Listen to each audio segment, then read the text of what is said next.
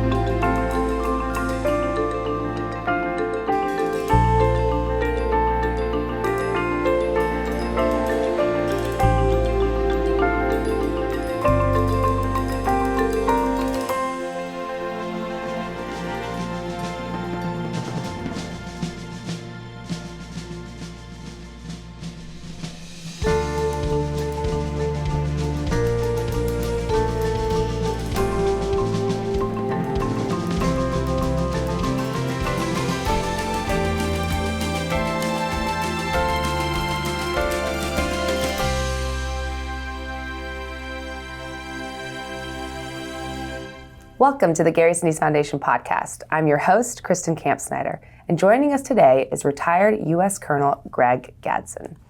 A decorated Army veteran, leader, and motivational speaker, he has turned personal tragedy into true triumph. Colonel Gadson's life changed forever when he lost both of his legs to a roadside bomb in Iraq. Today, he motivates military and civilians alike to set a course for life that embraces purpose, service, and sacrifice for a greater cause, which he eloquently covers in his highly acclaimed book, Finding Waypoints. Colonel Gadson also serves on the board of directors of the Gary Sinise Foundation. Thank you for joining us. I have been very much looking forward to this, and I'm just gonna kick right off by saying you are quite infamous. I feel like if I got in trouble at West Point, I would just drop your name, and they would be like, "Oh, you're fine." Well, infamous or fake? I say infamous. I might be on the wall at the post office, on the FBI's most wanted. Oh, please. I don't know. Where does it come from, though? Where does that stem from? Well, it's humbling. I like to just say I'm just trying to be myself and not anyone else, and not just being a person. Yeah. I'm not. I want to be defined by who I am, but not what I've done, where I went to school, or some cool things I've done. That I'm a down-to-earth person. You are. And I believe in treating everybody with dignity and respect. I think that is a key to it. It's like you're everybody's friend. Like everybody sees you as you're just so relatable and like they're comfortable. And anytime we ever go out and you're with us, everybody is stopping you. It's like, I'm like, you have a million friends. They're all here ready to say hi and give you the biggest hug. Yep. So why West Point? What drew you there? Was it Army or was it football? It was football. It was totally football. Oh, absolutely. Okay. Never, West Point was not even on my football radar. I thought I was going on a full ride to the University of Virginia, and then they had second thoughts on me, and I didn't have a backup plan. And an Army football recruiter came to my high school, not even to recruit me, but another classmate of mine, and my coach told him to take a look at me. And I took my last official visit to West Point, and all I wanted to do was play Division I football, and this was that avenue that was going to allow that. The whole thing about the Army and what West Point, and that was all secondary to me. Interesting. Yep. What grade were you in when the recruiter saw you? This was second semester of my senior year in high school. That's late. Yeah, very. We had a podcast with General Vince Brooks, and he was talking about the process of getting in. And he's like, you need to start when you're a sophomore. Right. And your second semester of your senior year. Right. Holy smokes. That is, you made it in. So I was behind the power curve, and ultimately, having to secure a congressional appointment and some not the strongest academic record and all that, they suggested, and I went to the West Point Prep School at Fort Monmouth, New Jersey. So my first year in the Army, I was enlisted. To be that good at football takes not only obviously serious talent, tremendous talent, but like a tremendous amount of discipline. Where does that stem from? My parents. Okay. Yeah. The apple does not fall far from the tree. Yeah. My father, both my parents, having, first of all, born into the Jim Crow South and having to, I think, ultimately endure things that none of us would want to endure today, essentially is sort of the foundation of their upbringing and having to overcome and work hard. My father picked cotton, to make money. His father was a logger. My mom's family was, a hardworking family. And so, at the earliest age, it was, grilled in me and instilled in me that life's not necessarily fair. But you just got to work hard. You got to grind, and you weren't coddled. Yep, no. Yeah. And I was the oldest of three, so I was anything but coddled. Oh yeah. And you had to kind of take care of the others too, and lead the way essentially. Yeah. Did you have a lot of jobs? So in high school? Like in high school, yeah. I had, my brother and I delivered 300 newspapers every morning before school. How early? I was getting up at 4:30. When I joined the Army, I was sleeping in. Oh my gosh! Yeah, You're like this? Yeah, 6 o'clock. Oh yeah, I'm getting an hour and a half more sleep when I join them. Right? Yeah. So it's all relative, and so yeah. And then I played 2 sports in high school. I was a football player and a wrestler, and I worked on the weekends. I worked at a lumber yard. So again, this sort of structured life. I mean, when I joined the military, in a lot of ways, it really wasn't much different. Right. Different lingo and all those different skill set, but commitment and discipline and doing the things you needed to do were all there. Yeah, they were ingrained in you. Yep. How did your family react when you told them you were going to West Point? Oh, they were really excited, I think, because it was free. There's that. Yeah. Well, they were excited. They were proud, for sure. One of the things that I discovered, much later in my life, like in the last, 10 or 15 years, but, my parents both graduated from Howard University, started by a West Point grad who lost his arm in the Civil War. General Howard. And so I just love the irony there that, we have that connection. Yes, full kind of circling away. Yeah.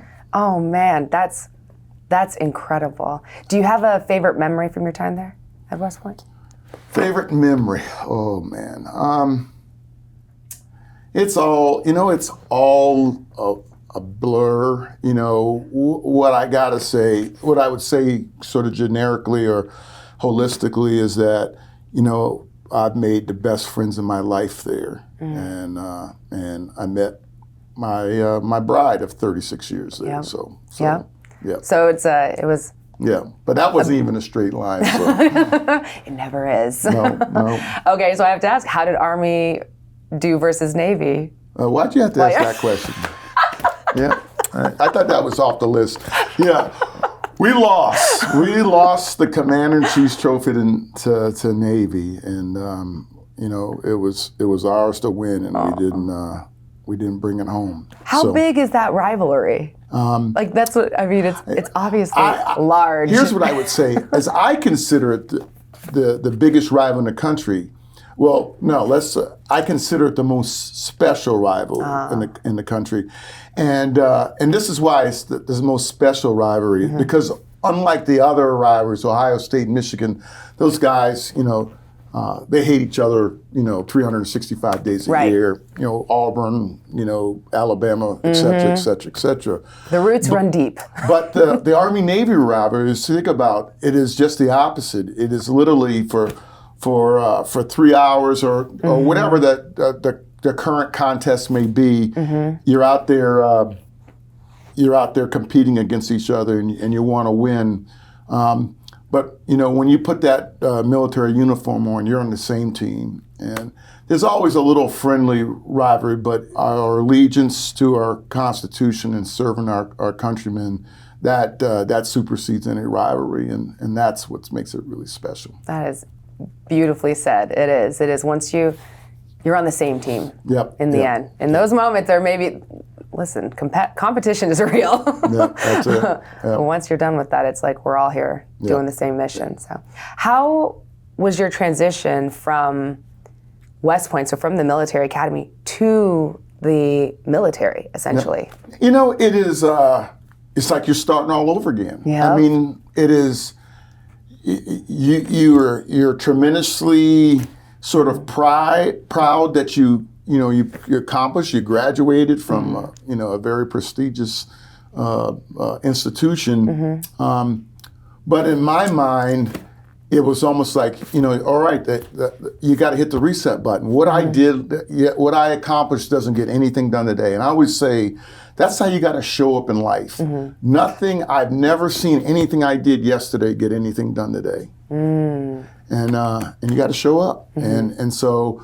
As proud as and excited that I was done with school, I was starting all over again, and it was just sort of, eyes wide open.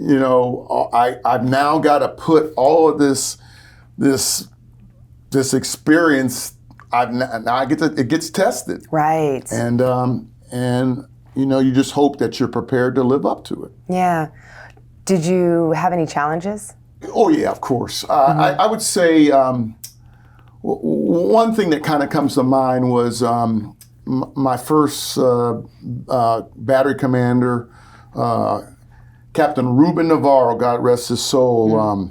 One day he's counseling me, talking to me about how I'm doing, and he says, Greg, your soldiers are afraid to talk with you. I'm like, what are you talking about? He goes, well, you seem to have a demeanor that everybody's afraid to talk to you. Your presence is right, and I was a little intimidating. And I was internally very defensive about it. I'm like, what am I doing? I can't help the way I look. My mom used to, when I was growing up, she used to put a pork chop around my neck so the dog would play with me. Okay, wait, okay. I was like, that took me way too. I was like, get out of here. I got you. But you know what? It was a significant lesson from this perspective. And I say it all the time today. I go, leadership is not about what you say, it's about what they see, what they hear. And I had to calm down and back off and say, well, I know what I'm sending, but that's not clearly what they're receiving. And so I had to start breaking down my exterior. I had to come to grips with my physical demeanor and persona and how people could misinterpret that, and I had to begin to combat that. It's so wise, because you often hear leadership is not what you say, it's what you do. Right. But it doesn't even matter what you do in the end. It's like, how is it received? That's right. Yep. It's like if I'm speaking a foreign language to them, if I'm not communicating effectively, then who am I leading? Exactly. It's an absolute failure. Then you've got no one behind you. Yep.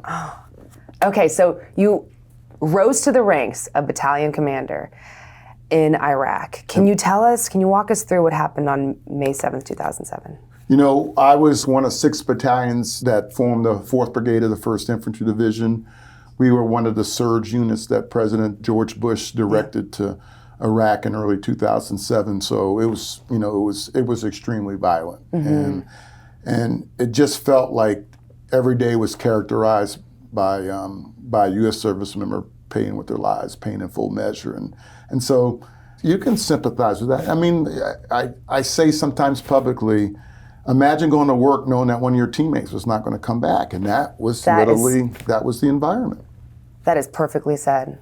And so, ironically, on the night of May 7th, I had the honor of attending a memorial service for 2 young men and a sister battalion from Fort Riley, First Lieutenant Jones and Specialist Sunson, who had been killed 5 days earlier. And their unit did a memorial service, so I was able to pay my respects. And after the memorial service, I would eventually head back to my headquarters. So I was leaving one forward operating base, going to another, and that's when my vehicle was hit by a command detonated improvised explosive device. So. And what do you remember?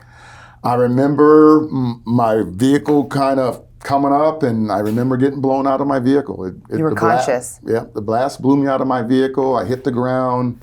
I came to a rolling stop on my back. I was pissed because I knew what it was, but very quickly it shifted to the realization that I was hurt. And I was hurt bad. Tell. I couldn't. Yeah. Now I don't recall any pain, but I just knew I couldn't get up. And I said, God, I don't want to die here. And I was out.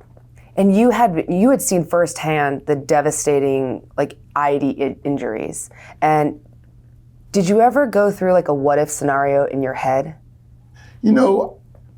You think about it and then you put it behind you. There's an awareness then. Yeah, I didn't come up with a million sort of iterations of, okay, what happens if I get this kind of wound or this kind of wound? Yeah. You just go, you know what? This can happen. And, I'm 17 years in the Army. This is my 4th deployment, and you know that it's dangerous, but at the same time, I never believed it was going to happen to me. I never thought it's my day. I didn't say, I never let myself go there. I just know that I got a job to do. I got to focus on it. Mission. And I can't worry about anything else. How did you initially cope? Boy, I think one of the keys to sort of understanding my sort of journey, it starts with my faith. And I think one of the keys was that night was I said, God, I don't want to die here. And so I tell people, God answered my prayer.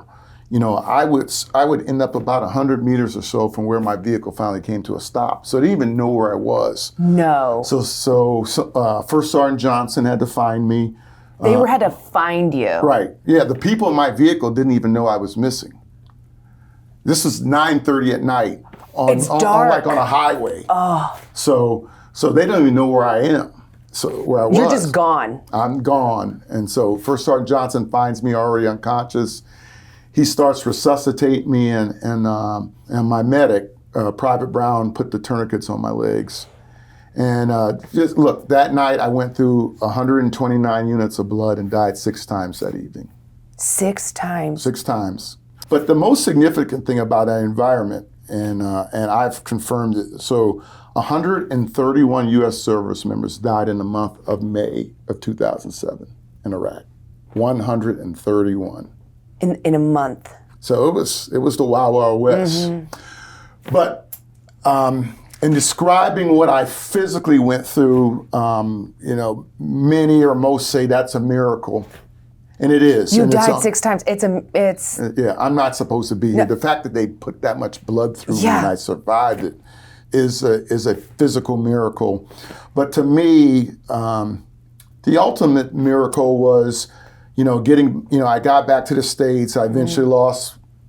They took one leg. I made the decision for them to take the right. I'm now out of ICU. I'm on Ward 57, and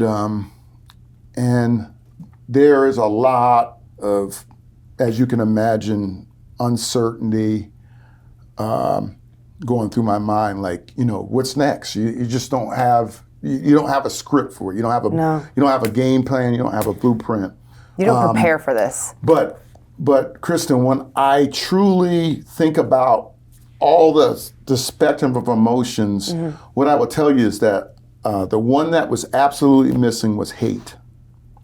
And you could have put the person in front of me that did this to me, you could have given me a weapon, and I had no compunction to even the score. I mean, I didn't. And And so ultimately, what I reflecting back, I say I was already at peace. I'd already accepted what had happened to me, and so I was already on a path to healing before I even understood it and knew it. That shows incredible strength. What helped with that, though?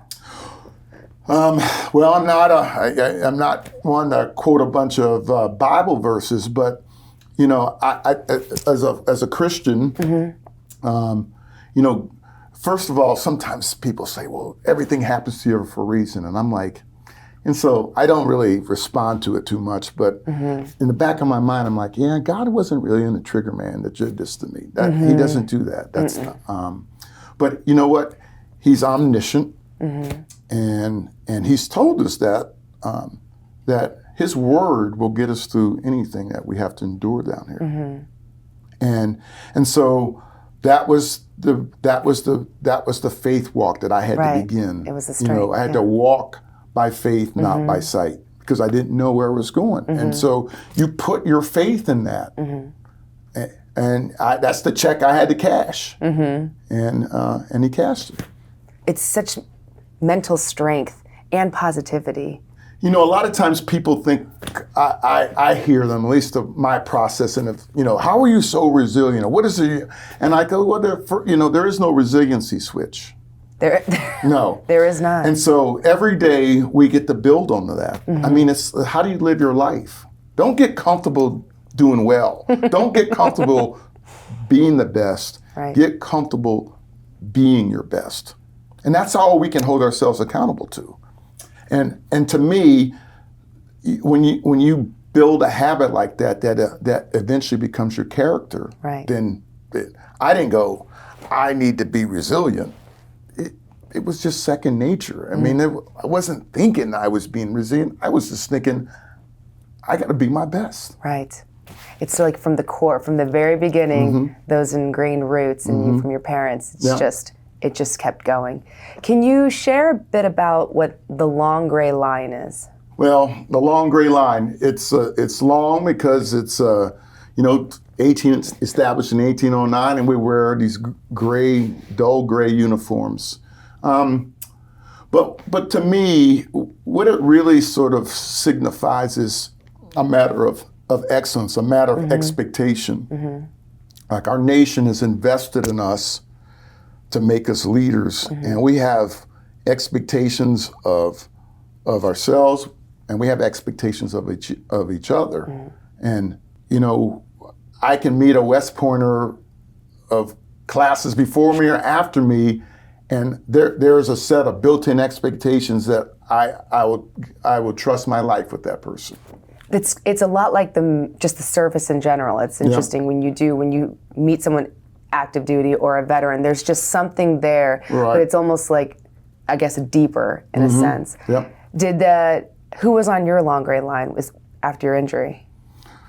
Man, I think one of the most overwhelming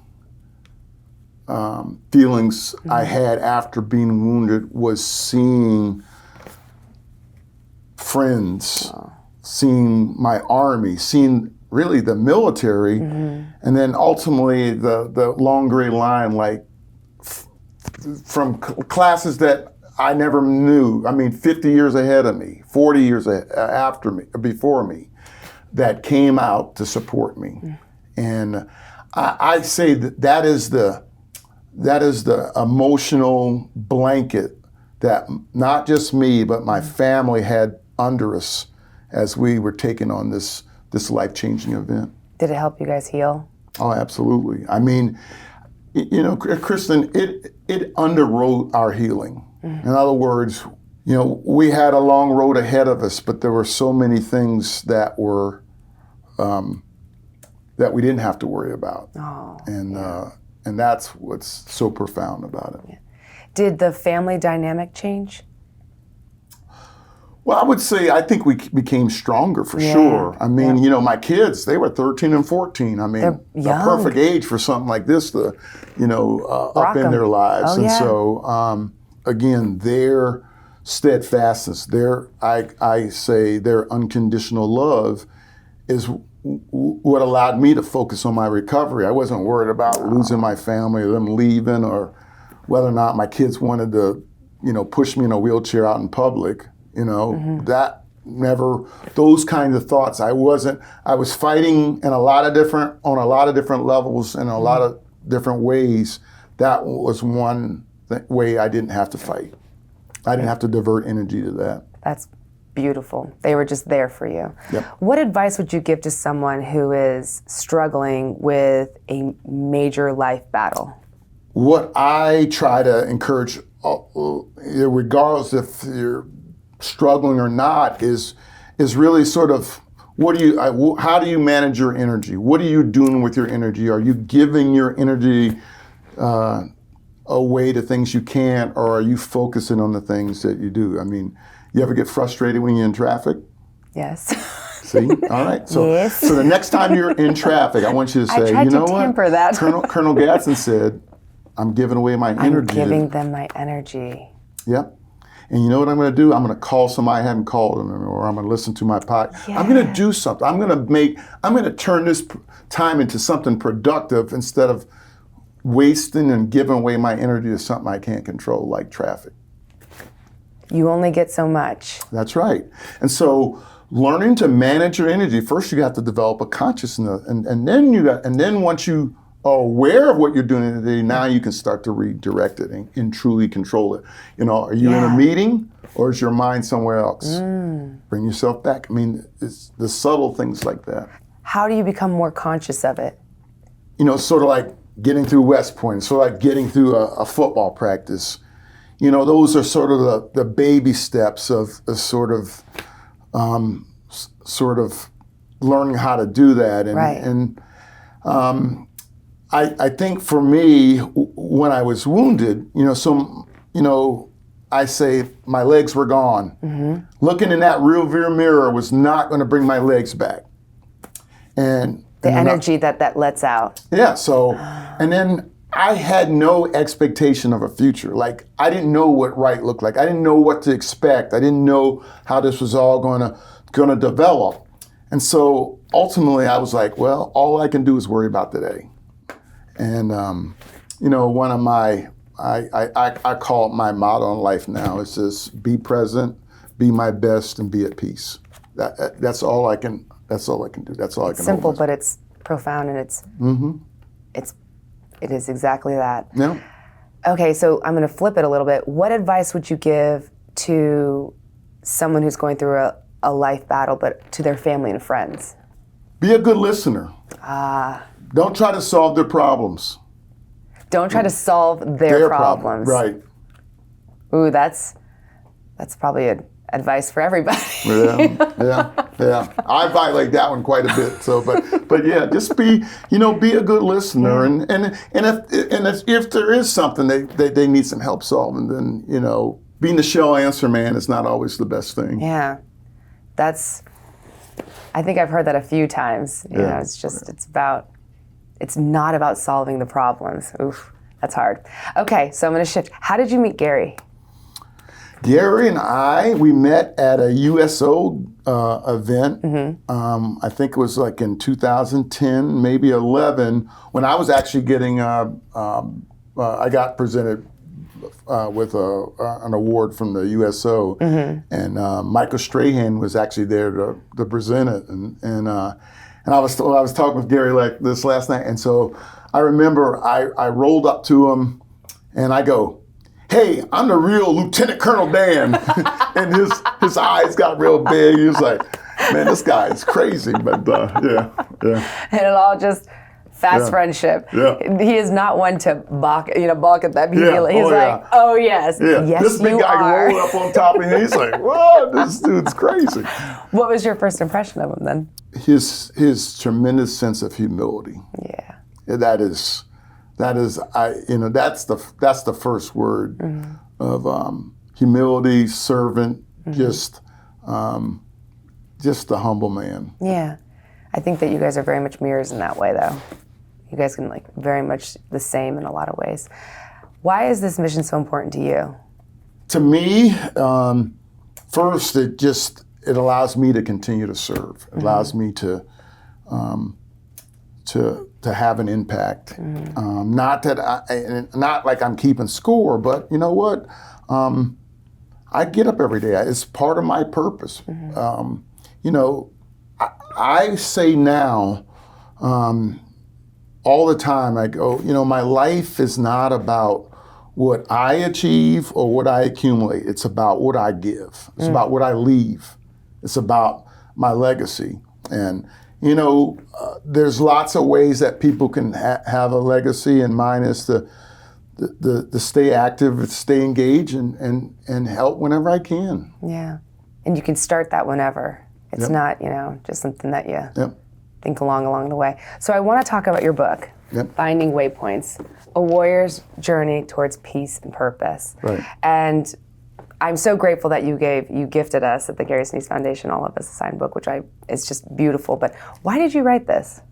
Well, that is even a little short story. It's my co-author, Therese Lochter, her first book. She's never written a book before. In fact, beautiful. We met about 4 months after I was wounded at Walter Reed. She was working for the Pentagon Channel. So she knew you like fresh. Yeah. Yes. Oh, yeah. Wow. And she actually saw me fall when I was at the MATSE at Walter Reed, and that's how we literally met.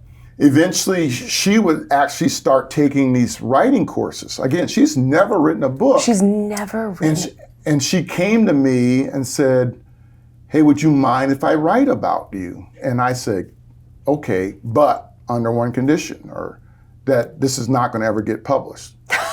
You knew off the bat.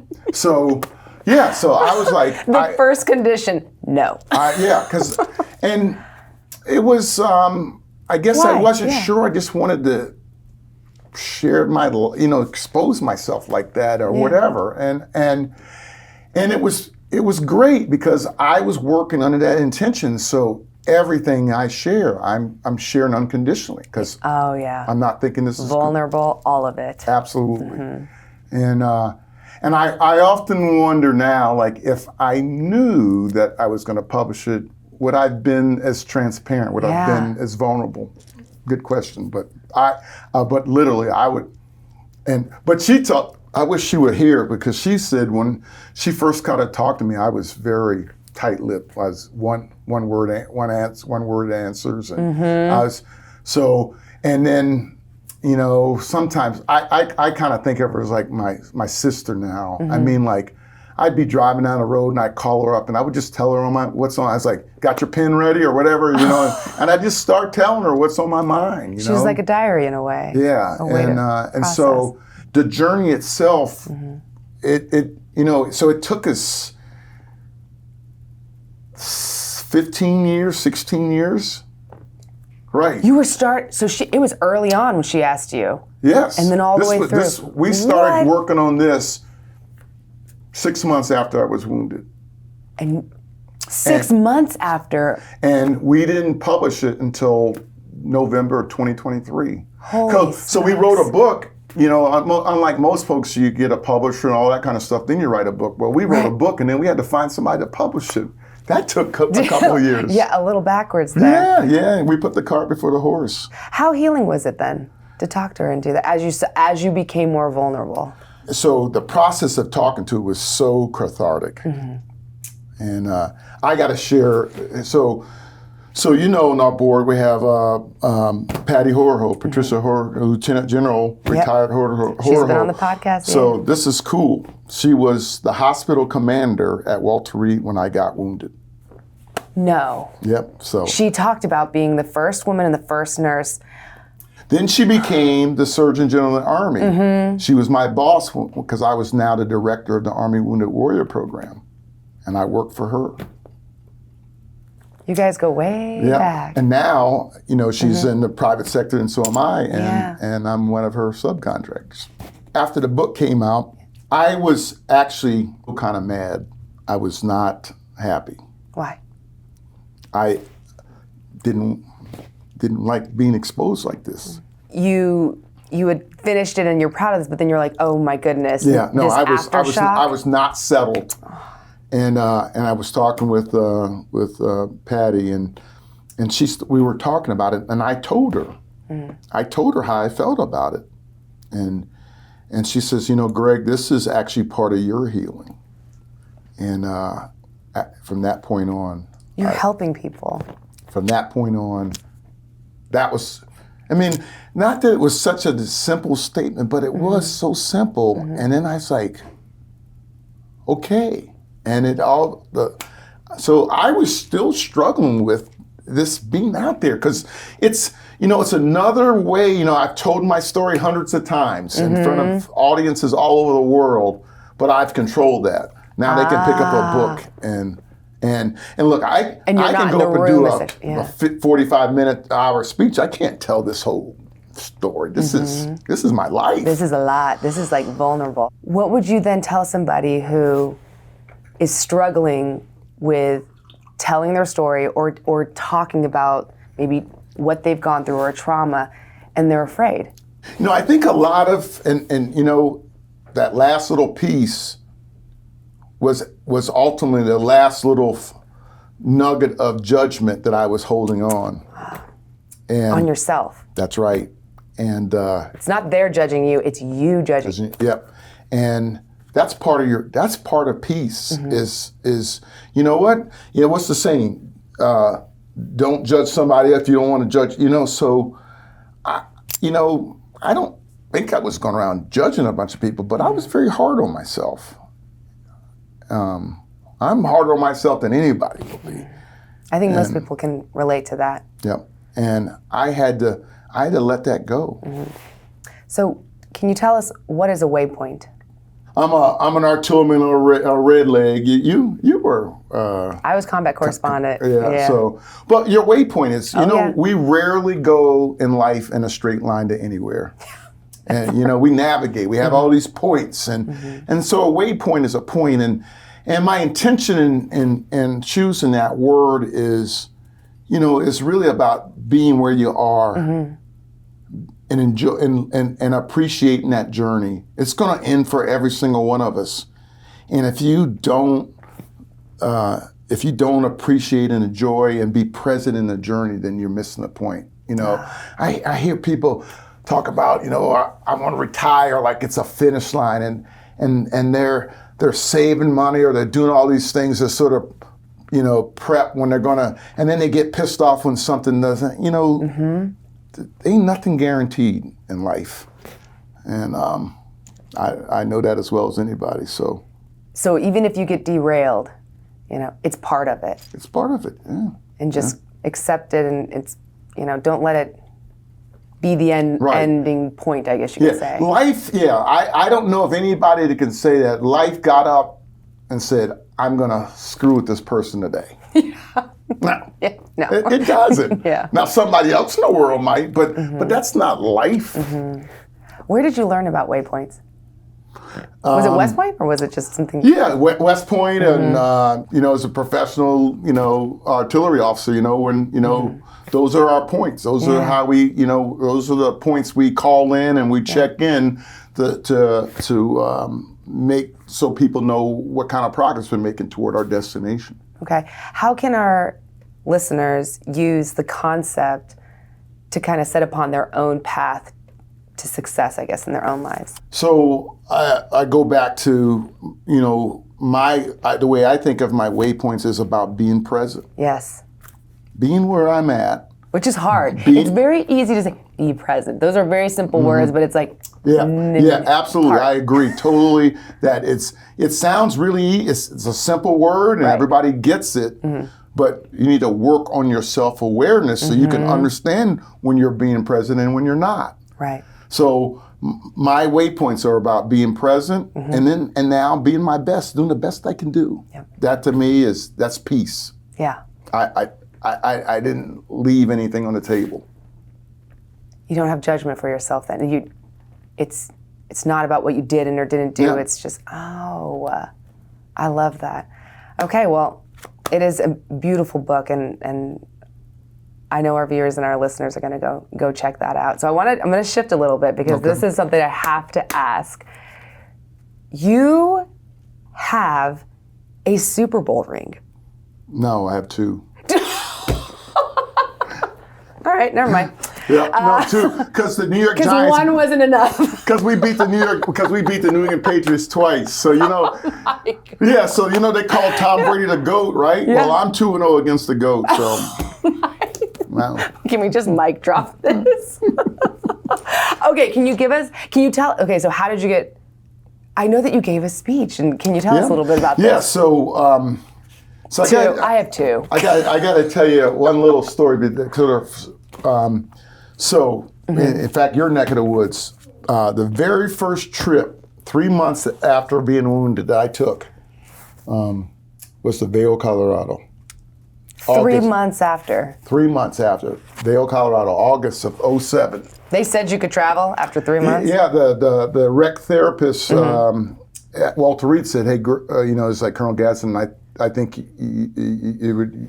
this trip would you and your family would do good." So I'm like, okay. And I get there, and they want me to ride a horse, but they want me to ride a horse side saddle. And I was like, no, I'm not riding a horse side saddle. That's how a woman rides a horse. I want to ride on a Western saddle. Totally freaks them out. So I got no legs. Like they find a Western saddle. I ride this horse on a trail up in Colorado in the mountains.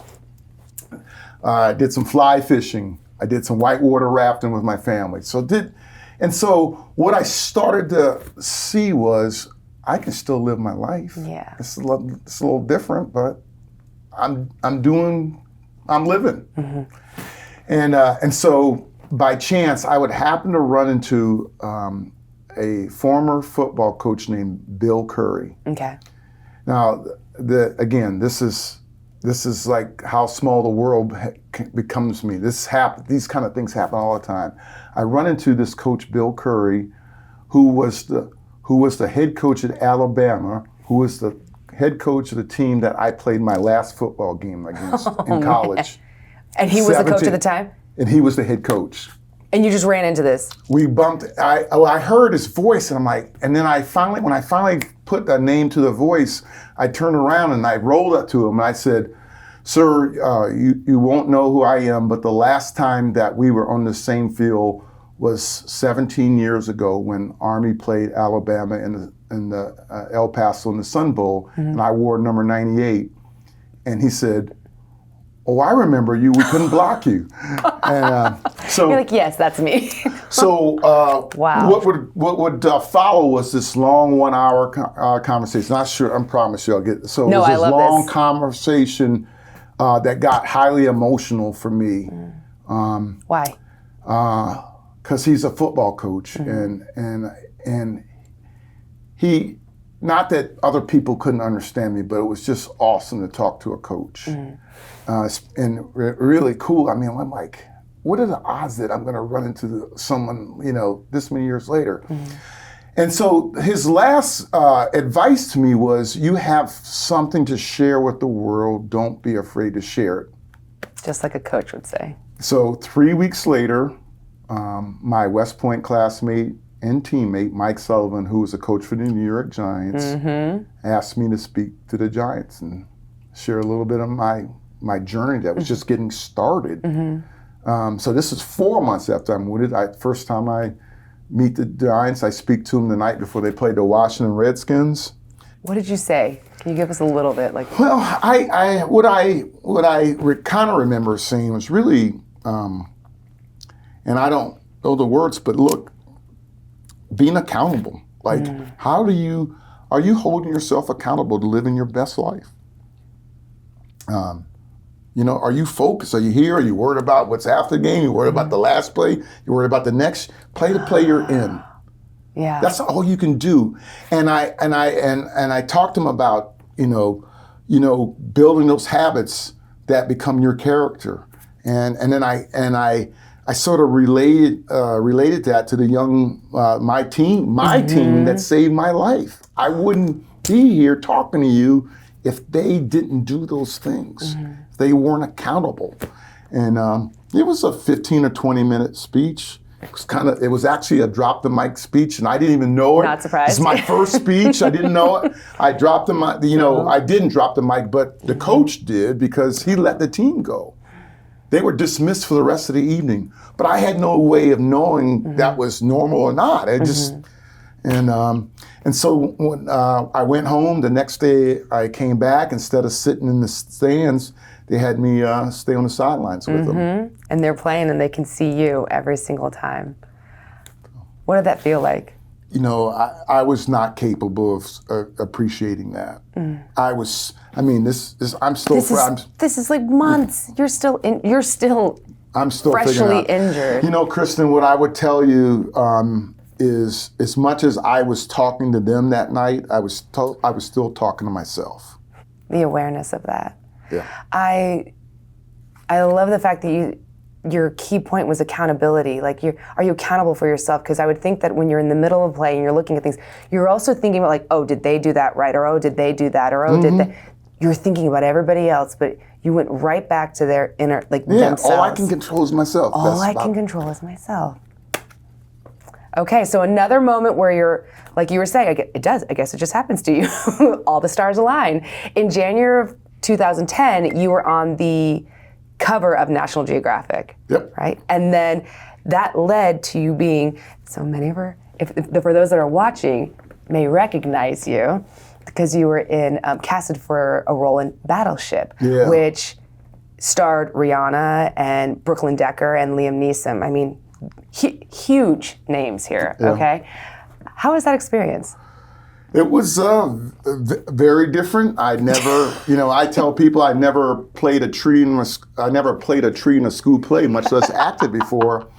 But I had this sort of, mentally, I had this new freedom of not being afraid of being judged. What do I got to lose? And so I really just said, you know what?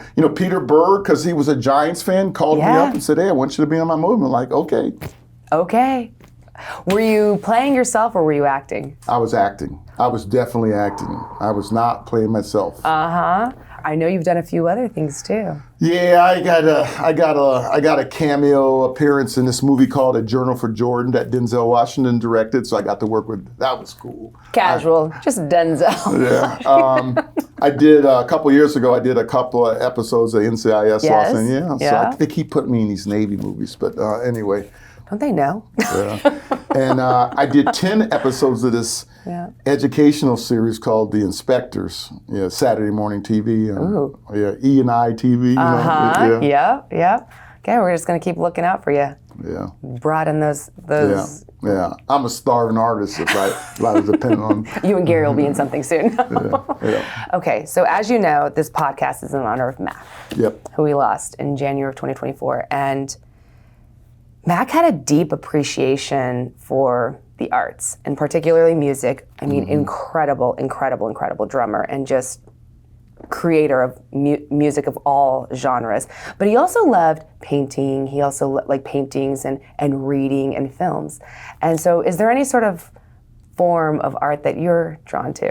Yeah. I'm glad you asked me that question. First of all, the cover photo. That's what I wanted to talk, because I was thinking. I took that photo, but since I was 18 years old, I've had a camera.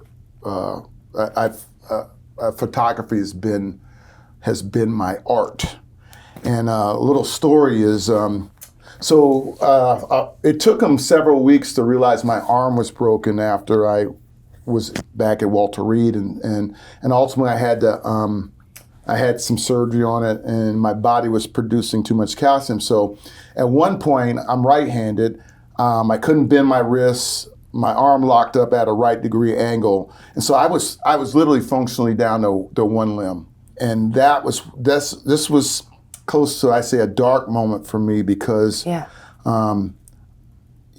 all I could think about was I ever going to be able to pick up a camera again? That was the devastating, not my legs are gone, but am I going to be able to pick up a camera? That was my big concern. And so, 4 surgeries later, I've got, functional use out of my right arm and hand. So, we were 4 surgeries later? You said 4? Mm-hmm. Oh my goodness. Yeah. So it's a while now that you're okay. Sorry. Yeah. But the other thing is music is absolutely super important to me, and I have a recovery song, and it's called "For My Broken Heart." Oh. You know it by Reba McEntire, and it's a song about divorce, and she's talking about literally like she's talking about she's helping him carry the boxes down the hall, and she watches his taillights fade off into the dark, and then she talks about crying herself to sleep. But the reframe from the song really became my sort of rallying point on an emotional level. Yeah. The world didn't stop for my broken heart.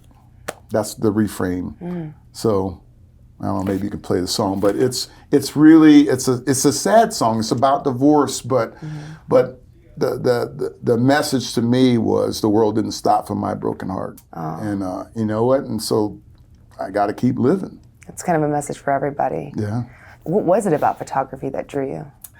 It's the moment. It's sort of how do I capture something that says all about it. There's a I wish I could pull.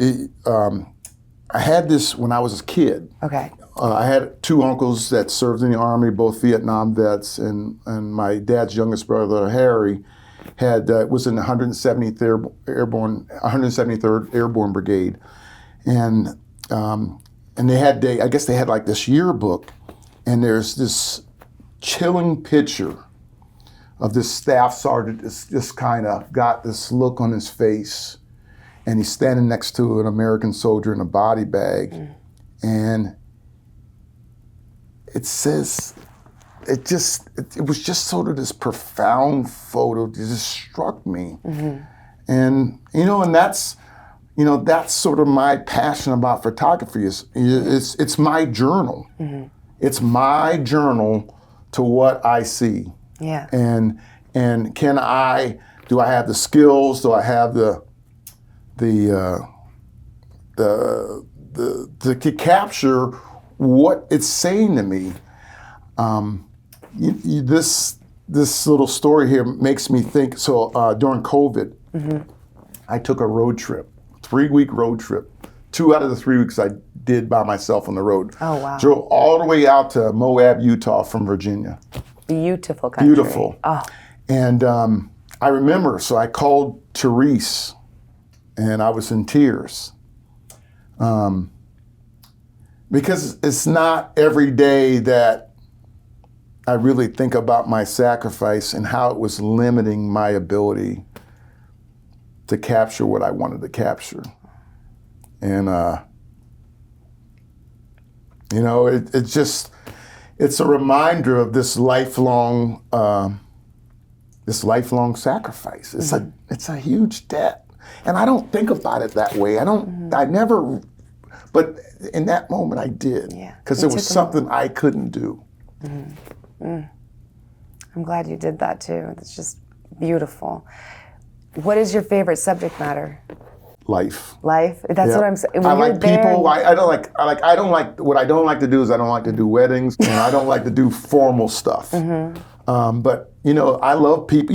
If I bought my camera in here, I would be just capturing this little moments and just people being people. I love animals. In their natural settings. I love landscape. I like. I love going down New York City, with a camera on and just whatever you're going to see, right? Yeah, it's like, it's a bunch of eye candy. Yeah, so. Everything's the subject then. Yep. Yeah. Thank you so much for coming on the podcast, Greg. You are just so inspiring, and the wisdom, you've just experienced so much, and your growth from that is just remarkable. It's just incredible. Well, thank you, Cristin. It's an honor to be on Mac's podcast, and you know what? This is what he left us, and that's what I mean. I go back and say, he's passed on to where we all want to go, but he's left us something. He's left us something that it is a platform for us to give in his name, to serve in his name. Exactly. And as we do with every podcast episode, Mac will close out the show. You've been listening to GSF Podcast, the official podcast of the Gary Sinise Foundation. If you'd like to find out more about what the foundation is up to, or if you'd like to make a donation, please visit GarySiniseFoundation.org. Make sure to tune in next time for more interviews, and thanks for joining us.